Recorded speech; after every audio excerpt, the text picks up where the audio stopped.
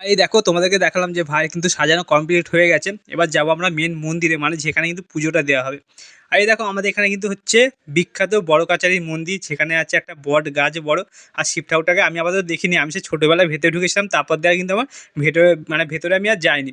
আর এই দেখো এখানে কিন্তু মানে 7 পাক ঘুরতে হয়, মানে যারা আসে পুজো দিতে তা 7 পাক না কপাক ঘুরে যায় না, যত সময় 7 পাক। আর এটা হচ্ছে কিন্তু মন্দিরের ভেতরে, দেখতেই পাচ্ছ। আর এখানে কিন্তু গোপালটাকে রাখতে হয়।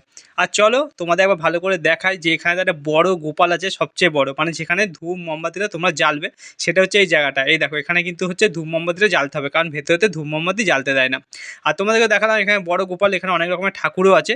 আর এবার চলো তোমাদের আবার দেখায় সামনেটা। তো তোমরা আমাকে কমেন্ট করে জানিও আমাদের কিন্তু এখানে মন্দিরটা কেমন তোমাদের লাগছে। আর এখানে কিন্তু অনেকে হরিণ দুটো দেয়, মানে বাতাসাও দেয়। আর এখানে দেখতে পাচ্ছ মামা, আর কিন্তু মামার সাথে আরেকজন এসে, ওনারা সব খেতে আগে চলে এসছে, আর আমি এসেছি এখন লাস্টে খেতে, আমি মামি সবাই কিন্তু লাস্টে খেতে এসেছি। আর এই দেখো এখানে খাইয়েছিল কিন্তু মামা, কচুরি খাইয়েছিল, বেগুনি, মিষ্টি, অনেক কিছু খাইয়েছিল। আর এই দেখো এখানে কিন্তু ভাই কিন্তু ঘুমিয়ে পড়েছে, এবারে যাবো আমরা বাড়িতে। আর এখানেতে মামিরা তখন খাচ্ছিল, আর মামিদেরও কিন্তু খাওয়ার কমপ্লিট হয়ে গেছিলো। আর এই দেখো এই ভ্যান রিক্সা করে আমরা চলে এলাম কিন্তু মেন রোডে, আর মেন রোড থেকে সোজা যাবো বাড়িতে।